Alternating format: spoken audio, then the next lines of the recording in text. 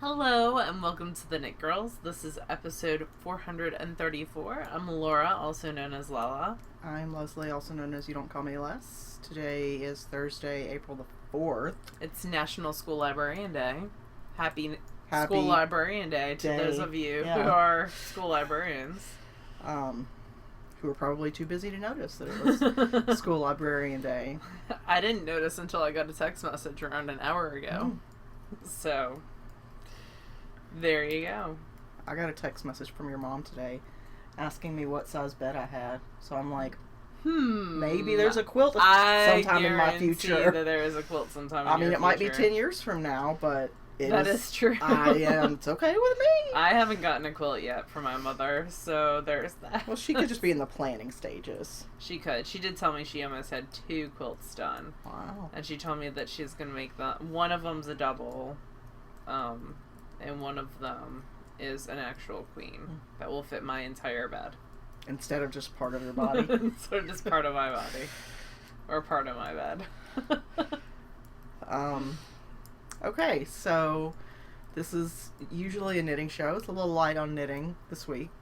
It is. But that's okay. That's totally okay. It happens. I'm going to let Laura go first. No, then I'm gonna make Laura go first. Okay. Because I have one thing to talk about. Oh, that's true. And that way we can kind of alternate a little bit. So it's not just all the Laura show. There's other elements as well. It's all the Laura show. I mean, there may be some smoke and mirrors about it. But in the end, it is always the Laura show. So. Alright, well, I am knitting on a Rose City roller. It is a pattern by Mara. I'm going to make a liar out of it. It's a free pattern on Ravelry. She also has a paid-for version that gives you additional options. And she's got a baby version. So it is basically a sock. Not that you can really tell because it looks very odd right now. That has an ankle sock. Yeah, it's like an ankle sock that has this little rolled hem. I did around 2 inches. And then I'm doing a slip stitch heel flap right now. One of the things that I like to do with my heel flaps is I slip my stitches on my purl side. So I slip one and then knit across the right side, the side that faces out, when you wear the sock. And then on the wrong side, the opposite side, the purl side, I slip one, knit one, slip one, knit one, all the way across. Because that makes it go a little bit faster for me than if I was to do the reverse of that.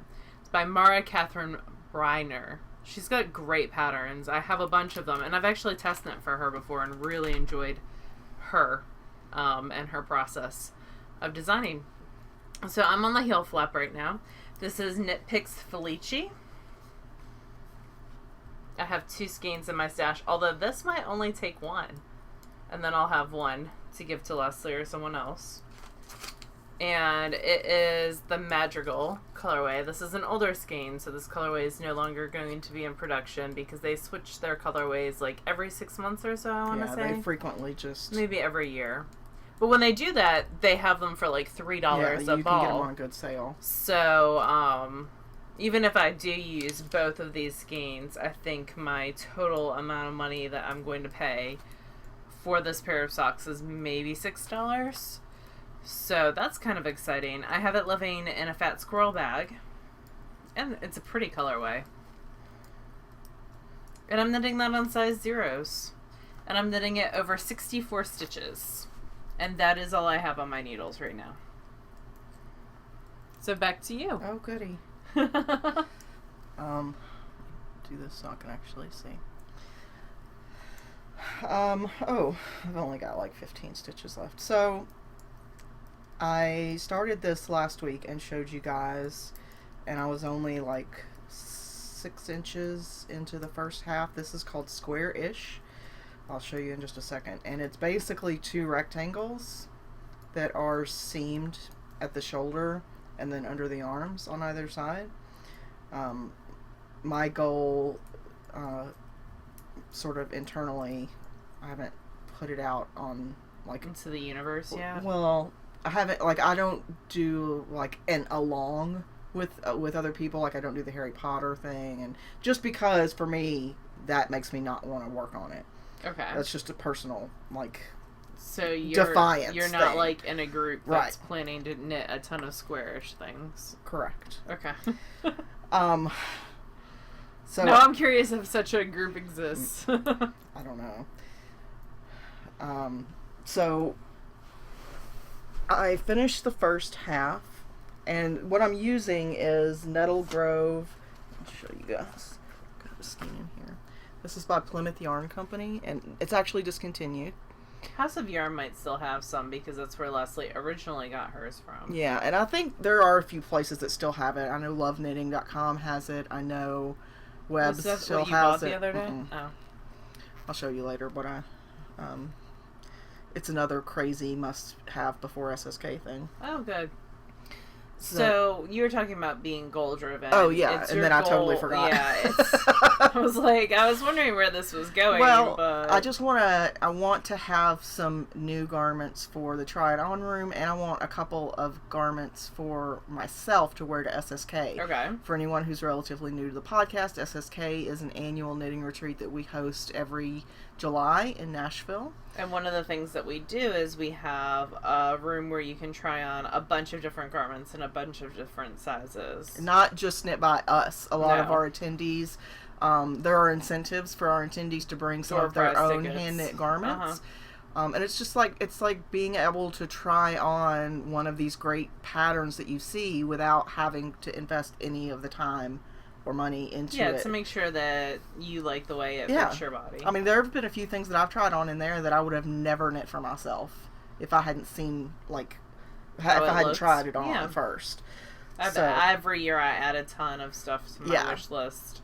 And then there are things I take off my queue after I've tried them on too. So it's helpful. The Hitofude for me looks terrible. I love the Hitofude. I think it is beautiful. I love the lace and the simple drape and like even the shape around the back with that band. I think it's just a beautiful pattern. What does it look like on us? Not super flattering. Yeah, so I mean that's fine. It looks great on a ton of people. But that's how Sock Arms got added to my queue. Yeah. Was Rebecca Evil Twin 2, who's back podcasting again. Oh, good. Okay, so this is the yarn that I'm using. It's Nettle Grove. And I got it in this. Well, I got it in 3 different colors because it was on a really good sale at Webs. Mm-hmm. And so it's got sort of these yellows and springy greens, and then little pops of sort of emerald green. And I made no accounting for the fact that it wasn't a solid, and I just knit it without alternating. And I didn't really think anything of it because it's just a big garter rectangle. But it is pooling in very weird ways. Like half of it is very dark, like this half at the top is relatively uniform, but then at the bottom it just goes crazy because these are 2 separate skeins. But I'm not sweating it because the fibers in this are cotton, silk, linen, and nettle.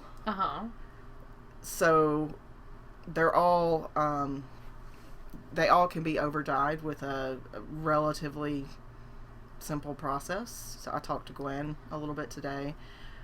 Gwen is our sort of wrangler. She helps us at SSK. She's also an awesome person and has a job as a conservator at the Smithsonian Museum of Art. Yeah, so she's brilliant, especially when it comes to textiles and like color theory and things like that. Yeah. So I frequently abuse the privilege of her friendship. So I'm on the 4th ball, which this should be the last of what I use. I should end up with an extra ball, but I have that one just in case. So I've just got a little bit left, and it's pooling also in that sort of weird way. It's kind of look like scales almost, but it is. Let's see. Yeah, that doesn't bother me.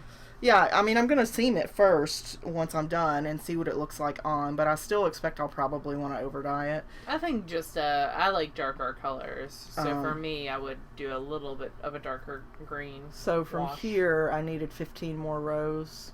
I'll have it done tonight, one way or the other, because I'm rewatching Game of Thrones in preparation for the new release. I just started with season 6, and... One of my coworkers tried to talk to me about Game of Thrones today, and I was like, no. So I watch a couple episodes a night and I actually get a good amount of knitting done. And usually at night I just screw around on my tablet hatching baby dragons or whatever.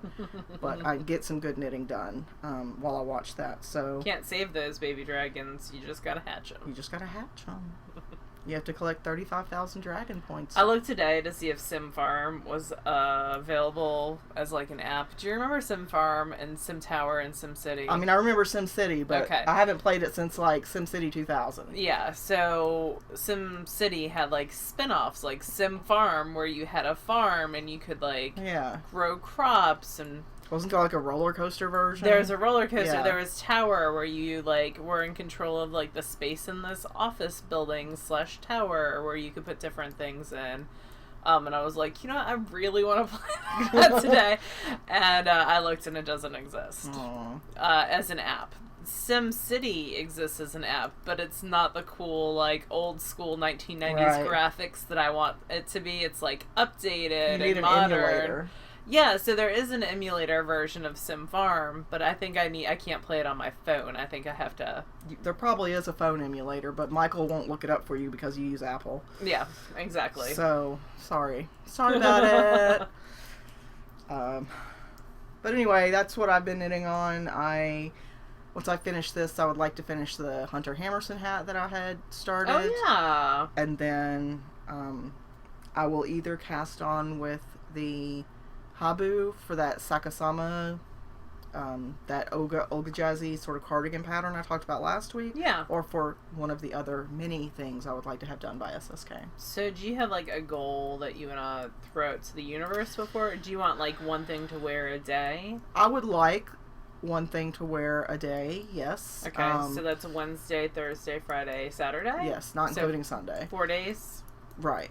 So I've already got the Meraki, which I made last year, and it was Outer Nettle Grove, the gray with the little red lace portion, or like a rusty lace portion. So that's one. I've also got that's at my house to be reblocked.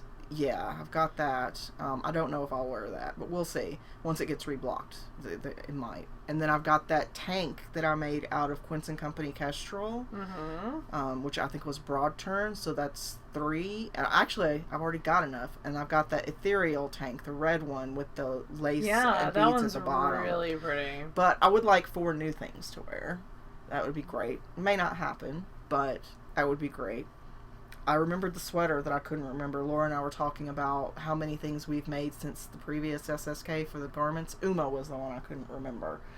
Oh, that's right. Because I've made Uma, I've made wrought iron, I made the Jared Flood vest thing, Red Hook I think it was called, or something like that. And then the Cypress. The Bordeaux colorway thing.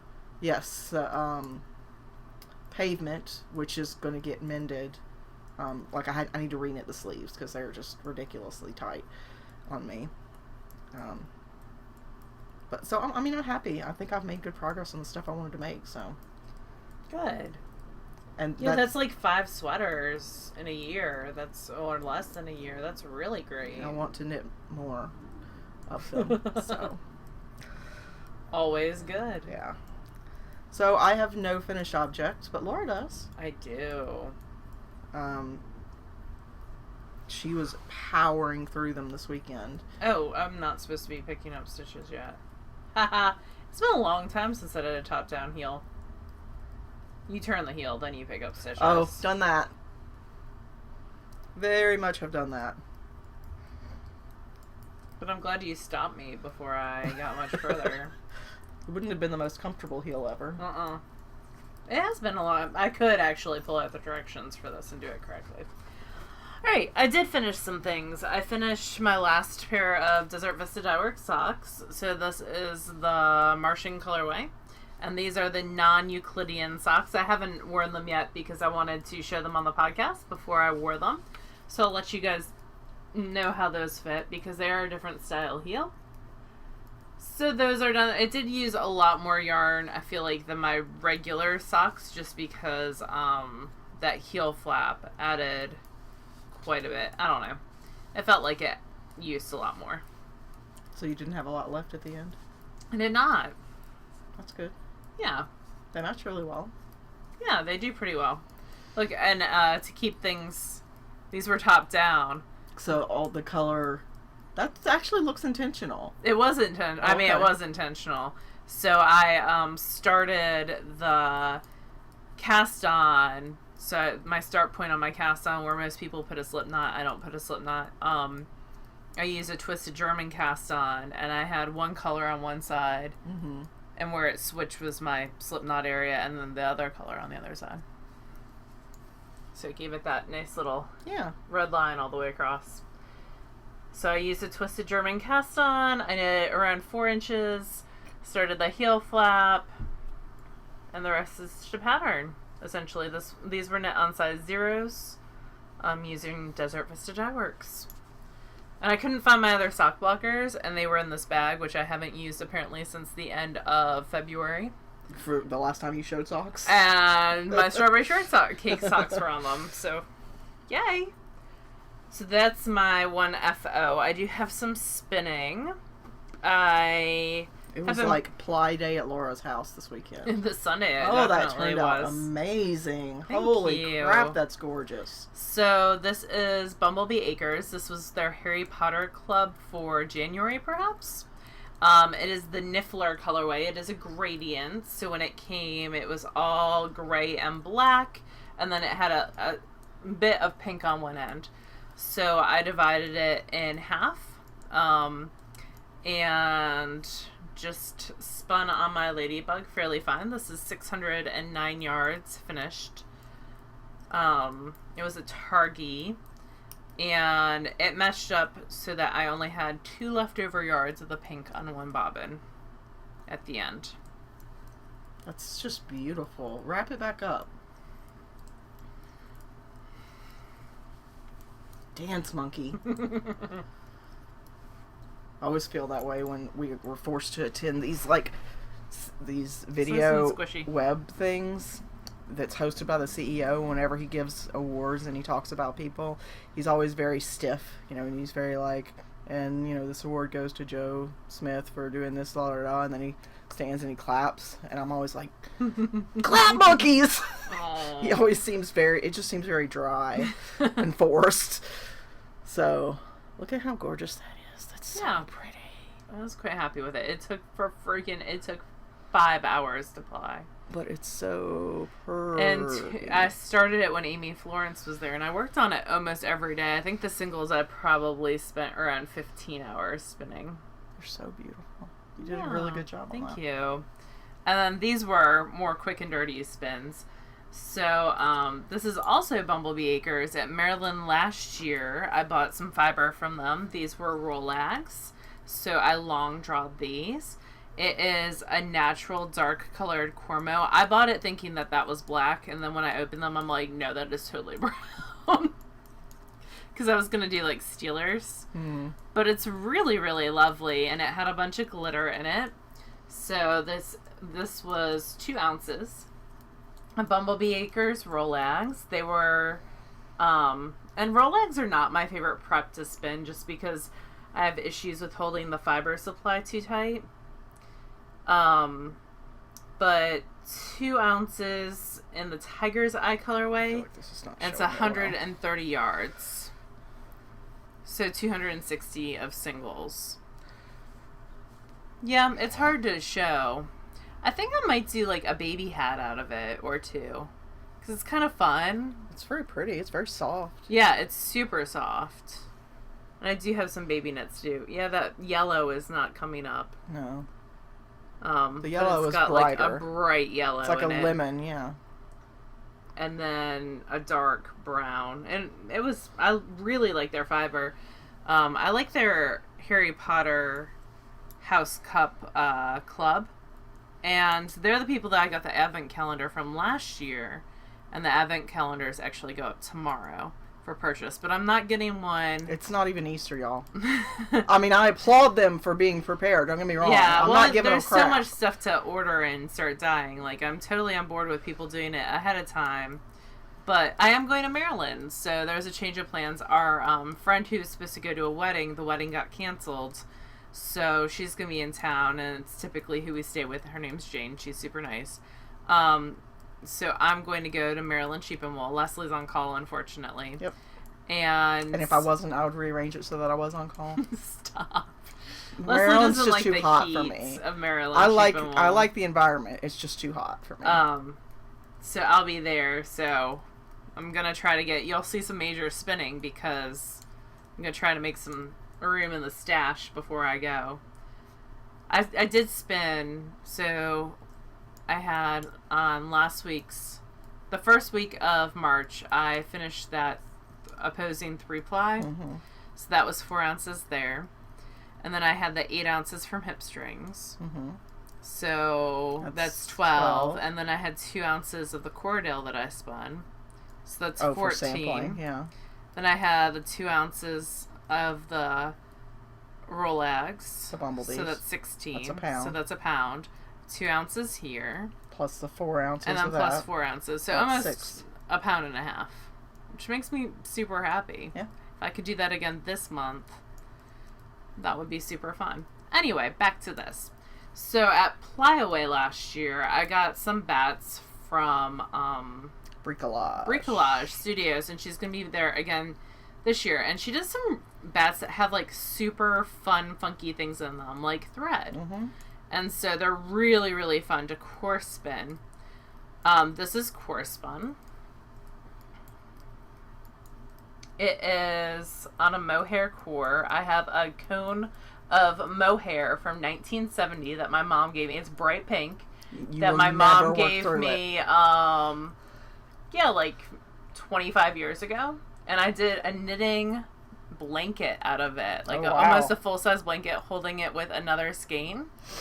That was one of my first projects on straight needles. Oh, goodness. Yeah. So, and I'm still like, I probably have 20,000 yards still. Yeah, like whenever we need a core for core spinning, we just, wind off as much as you can fit on a bobbin, and then it lasts for 5 years. Yeah. Just the bobbin. So ridiculous. So, this is core spin. The way that this works is Amy Florence actually was visiting and added twists to the core because, again, she wound off a whole ton. So she added twists to the core going the opposite direction.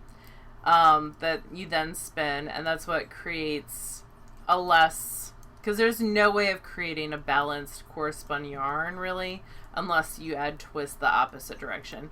And this isn't super balanced, but it's way better than what it would be had that not happened. Has it been washed? Yeah. Okay. All these have been washed.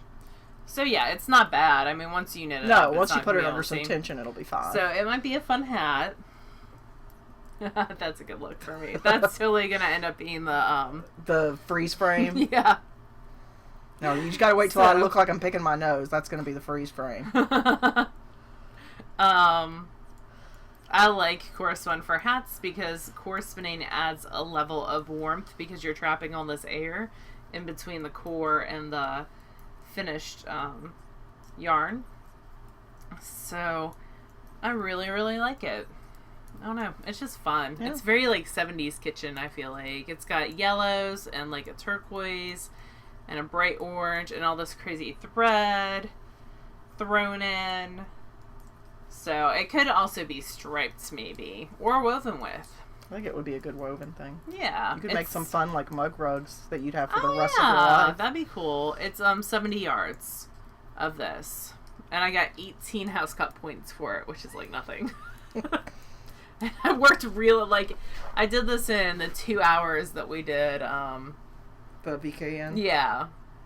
So. Core spinning is not a fast thing. It's not. It's totally not. But it does allow a little bit of fiber to go much further. Especially if it's a really precious yeah. fiber or a really treasured color. Or really textured. It's super fun for that. Yeah. So those are my 3 skeins that I have done this week. Which is cool. Yeah. What else do we have to talk about? Oh, so what I'm reading, and then I'm going to let you talk. I just finished Archangel's Prophecy. It is the 11th book, I believe, in that series by Nalini Sin. Yeah. If I mispronounced that, I'm sorry. I've read all her series and really enjoyed her stuff. This is probably my least favorite of her series, but it's still okay. I actually like the side characters better than I like the main characters, and this book focused on the main characters. And then I finished a middle grade book that just came out called Pay Attention Carter Jones, I believe. It is by Gary Schmidt. It is about a boy who... So Gary Schmidt's books are some of my favorite. Wednesday Wars and its sequel, actually, are my ultimate favorites. And then Orbiting Jupiter is just super sad, but also really good. And so I really, really like OK for Now is like my absolute favorite. That's the sequel to Wednesday Wars. And it's been a couple years since I read those. And those take place during like the Vietnam War era. This one takes place in modern time, and it is about a boy named Carter Jones. And one day, he answers the door on the first day of school, and there is an English butler there. And his father inherited this English butler. He was a person who worked for his grandfather who lived in Great Britain. And so he went to go see his father, and his father said, go stay with my family, because his father's deployed overseas in Germany. And so the butler just shows up one day. And the members of the household are Carter Jones, who's in 6th grade, going into 6th grade, his mother, and his 3 younger sisters. And at one time, he had a little brother who passed away. And so it goes through the family dealing with that grieving process, but also around halfway through the book, the father sends the mother an email saying that he's not coming home. He's found another family, basically. Oh. So it's also dealing with that. And there's some flashback scenes to his relationship with his younger brother and his father, but also the butler is super into cricket, which is a sport that is primarily played in the UK and India and colonies, or places that were colonized by Great Britain. And so there's a lot. It's very heavy on cricket, which kind of put me off a little bit. But it's a really, really good book, and about coming into your own and finding yourself, and figuring out what's important to you. So really, really good. It's funny because I bought it because one of my students had finished Orbiting Jupiter, and she was like, I need more books by this author. And I was like, he actually has a new book coming out next week. I'll just go ahead and get it, because I was going to get it for me to read anyways, because I love the way he writes. So I read it in 3 hours at work. Like any time that I had like spare moments, I read it. And then I didn't even get it covered. I just gave it to her and just said, return it. And so she returned it to me today. And that is very unusual that she would read a book in 24 hours, and checked out the other 3 books we had in the library by him, besides Orbiting Jupiter. So that's super exciting. I'm glad that she found an author that speaks to her. That's the best part about being a librarian, is making those connections. So, really, really good. So that's what I've been reading. What have you been reading, friend? Well, I finished rereading Uprooted by Naomi Novik. Yeah, did you like that? Yeah, I had read it before. Once I got to the end, I remembered that I had gotten to the end before. Are you gonna do Spinning Silver? I started Spinning Silver. I'm about 20% through it.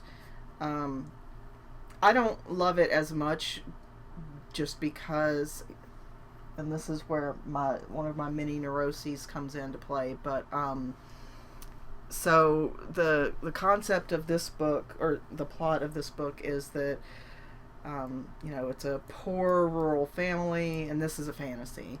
It's based on Rumpelstiltskin. And the father of the household is a moneylender, a terrible moneylender who never isn't pushy about getting his money back. Yeah. So basically, he's a money giver and not a money lender. And the household is slowly going destitute, and they have no money because it's all been lent out.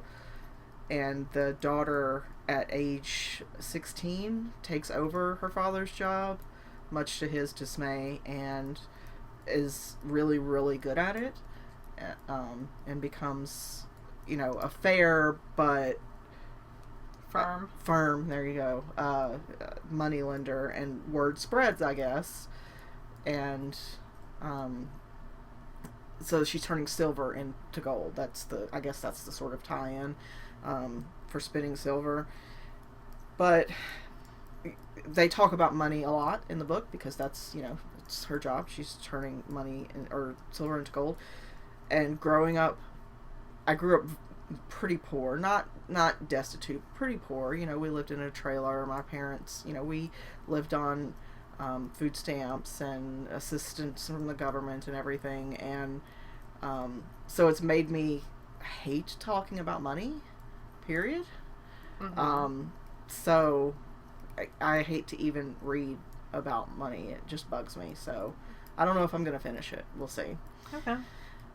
And then I started rereading the second Alice Coldbreath Valdry Brothers book, which is a medieval romance. There's no magic or anything.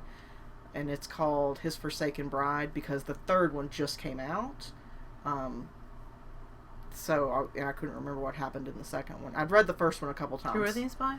Are they G. Devereaux or whatever? No, they're Alice Coldbreath. Oh, okay. Who's got a ton of books out there apparently, because I was looking her up when I was linking her in the show notes. But it's just medieval male-female romance. And I'm re-listening to The Legend of Zero, which is by Sarah King. I had recommended it to somebody else at work, who is just sort of getting their feet wet in sci-fi, and it made me remember how much I liked the story. So I'm re-listening to that. That's it. Cool. We might make it for the RuPaul I think we watch party tonight. I think I'll stick around for a bit, knit on some socks. We do have a book that we wanted to talk about.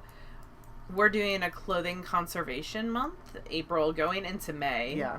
And we're going to be talking about some different mending or darning or repair books. And so this is Mend It Better. It's creative patching, darning, and stitching. It's by Kristen Roach. It retails for $19. And this is mainly to do with commercial garments. Yeah. So it does have, how to sew on a button, but also some other things, like some interesting patching techniques, but it also has, how to make a clutch for your mending tools using repurposed things. One of the things that I really like is it's got some creative mending. So it has, or just lengthening.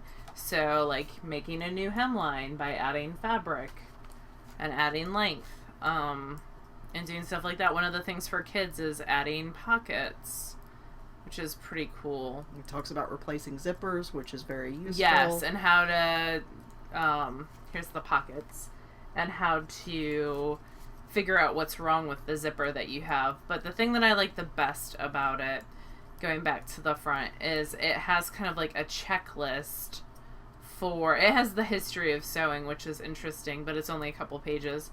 But it's a checklist of to mend or not to mend. So, do you love it? Will someone else love it? How much time, money, and skill will it take? Is this a junk item? Is the fabric high quality? Is the rest of the garment in good condition? Is the area to be mended stretched or disordered, frayed? Is this fabric easy to work with? And how hard is it to fix? And it also has some helpful hints for mending, like work in a well-lit area, and keep your hands clean, and raise your work to you versus bending over to try to mend it. Mend first, wash after, and then press first, mend after. So some really interesting and good information in it. It's one that I would probably check out or recommend for your library to buy. Although it does have some really interesting, helpful things as well. I might actually donate it to my library because they do a whole like sewing. And it's got some really cool little cute sewing accents in it as well. But yeah, and just like how to sew on zippers. Yeah. And how to sew on buttons. Some things that are pretty simple mending. And how to do like patches below and above. Oh, and it also has how to make your own darning egg. Which is pretty interesting. I think I'd just buy that. But, you know, yeah. I appreciate that there's something out there that tells you how. So, if you're looking for something to help with commercial clothes issues, this might be a good resource for that. Mm-hmm. And the author has a website called Craft Leftovers, which also might be good to check out. So this is Mend It Better, Creative Patching, Darning, and Stitching. This was a personal purchase of yours. Yes, it was. That you've had for a while. Yep. Because I always need help with mending jeans and some other stuff. And we'll have other books over the next couple weeks to show as well. Yeah. To give you some ideas for doing your own mending or repair should you need to. What else? I think that's it, honestly. It's been a quiet week. I mean, we've just been plugging away. Not much exciting to talk about, except Laura going to Rhinebeck. Or not Rhinebeck, to Maryland. To Maryland. That's exciting. That is super exciting. It happened on my birthday, too, so it was like a birthday present to me. I only have 10 rows left. Yay! You're totally going to get that done tonight. I totally am. That's good. I need to block my other swatch, so... Okay, well, you guys have a lovely weekend, and we will talk to you again next week. Bye, y'all. Bye, y'all.